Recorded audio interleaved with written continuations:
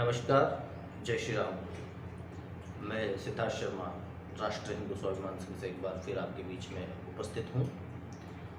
आज का जो हमारा विषय है वो सबसे महत्वपूर्ण विषय है, हिंदू दान धर्म एक्ट 1951। हिंदू दान धर्म एक्ट 1951 ये क्या है, इसके क्या परिणाम हैं और किस तरह इस कानून का इस्तेमाल कर हिंदुओं को प्रताड़ित करने का कार्य भारत में किया जा रहा है।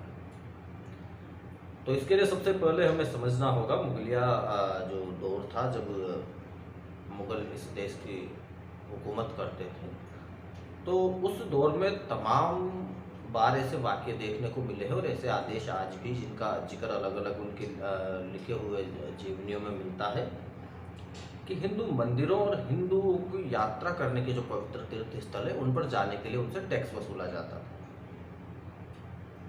अंग्रेजों का समय आया तो अंग्रेजों ने परिसंपत्तियां मंदिरों मठों की ज़्यादा देखी तो उन्होंने उनको लूटना प्रारंभ किया।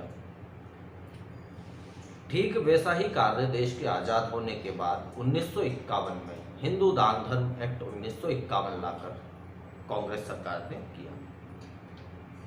कांग्रेस सरकार ने हिंदू दान धर्म एक्ट 1951 जब प्रोविजन लाई तो इसमें राज्यों को साफ साफ अधिकार दिया, बिल्कुल खुला अधिकार दिया कि वो बिना किसी को कोई कारण बताए, बिना कोई वैध अपना रीजन दिए किसी भी मंदिर को अपने अधिकार क्षेत्र में ले सकते हैं। साथ ही उस मंदिर का जो दान है, चढ़ावा है, मठ का दान चढ़ावा है, उसका 93% पैसा सरकारी खजाने में जमा कर सकते हैं और उसका हिसाब देना अनिवार्य नहीं है।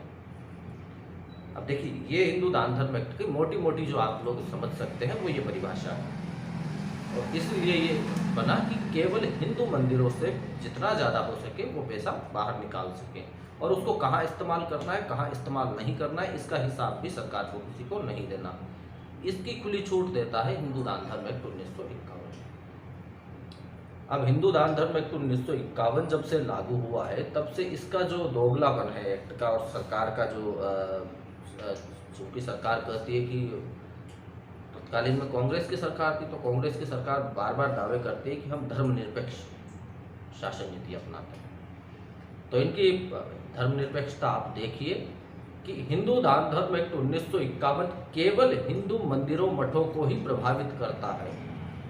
दरगाह, मस्जिद, गिरजाघर, गुरुद्वारा, इनसे किसी प्रकार का कोई टैक्स नहीं लिया जाता। तिरुपति बालाजी आज सालाना 3500 करोड़ का लगभग चढ़ावा उसका एक रिकॉर्ड के हिसाब से है और चढ़ावे का 93% पैसा सरकार ले जाती है। मात्र 7% पैसा तिरुपति बालाजी मंदिर को वापस मिलता है। उस पैसे का सरकार क्या करती है? 93% जो लेकर जाती है नहीं बताती।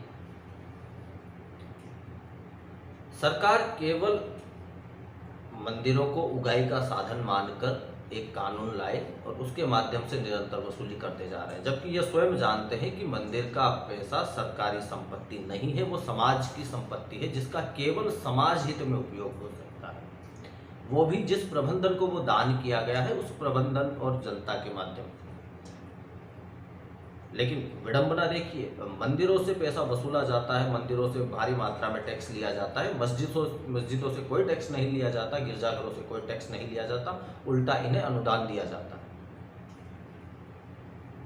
जो समाज की संपत्ति है उसे समाज से छीनकर और उसको खर्च भी ऐसे लोगों में किया जाता है कि मदरसा बनाने के लिए 100 करोड़, मदरसों के डिजिटलाइजेशन के लिए 200 करोड़, फला जगह इस चीज़ के लिए इस चीज़। हिंदुओं का दान दिया गया पैसा हिंदुओं के ही विपरीत कार्यों में लगाने का कार्य सरकारें करती है और बड़े आराम से बदनाम किया जाता है कि साहब मंदिरों को पैसा दे देकर पुजारियों का भला कर रहे हैं या ये लूट खसोट मचा रखी है। तो सबसे महत्वपूर्ण मांग राष्ट्रीय हिंदू स्वाभिमान संघ के एजेंडे में भी ये चीज़ है कि हिंदू दान धर्म एक्ट जिस स्वरूप में अभी है इसे खत्म किया जाए। इस पर कोई समझौता, कोई किंतु परंतु की आवश्यकता नहीं है। हिंदू दान धर्म एक्ट 1951 को पूरी तरह खत्म किया जाए। मंदिरों का पैसा मंदिर प्रशासन समितियों के माध्यम से, मंदिर की जो प्रबंधन समितियां हैं, पुजारी जी हैं, संत समाज जो है, जो आमजन उनसे जुड़ा हुआ है, उनके माध्यम से आसपास के क्षेत्र में स्वयं मंदिर जहाँ चाहे वहाँ खर्च करें। क्योंकि लोगों ने वो पैसा मंदिर के विकास के लिए दान में दिया है, मंदिर की सुविधाओं के लिए दान दिया है, न कि सरकार के कोटे में। सरकार को अलग से टैक्स जनता देती है। जनता मंदिर में पैसा इसलिए नहीं देकर आती है या इसलिए नहीं चढ़ा कर आती है कि इन्हें सरकार बोरा भर के डकैत की तरह उठा कर ले जाए। तो हिंदू दान धर्म एक्ट 1951 बिना किसी किंतु परंतु के तत्काल में खत्म किया जाना चाहिए, और यदि इसको खत्म नहीं करते हैं तो फिर मस्जिद, मदरसा, दरगाह, गिरजाघर, गुरुद्वारा सबसे समान रूप से टैक्स लिया जाए। ये एक तरफा जो हिंदुओं को दबाने की, हिंदुओं को लूट कर खाने की, दबाने की भी नहीं कहूँगा मैं इसे, हिंदुओं को भ्रमित करने की, लूट कर खाने की जो वर्षों से परंपरा चली आ रही है, जो वर्षों से हत्यारात करने चले आ रही है, अब इनको खत्म करना होगा।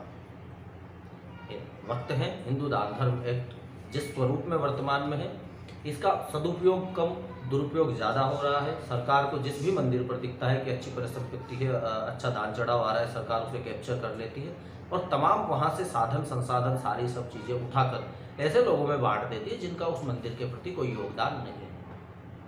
तो ऐसी चीज़ों को अब खत्म करना होगा। साथ ही हिंदू दान धर्म एक्ट को पूरी तरह खत्म किया जाए, जिससे कि सरकार का जो एक या संविधान का जो नजरिया है धर्मनिरपेक्ष का, तो वो सामने दिखाई दे।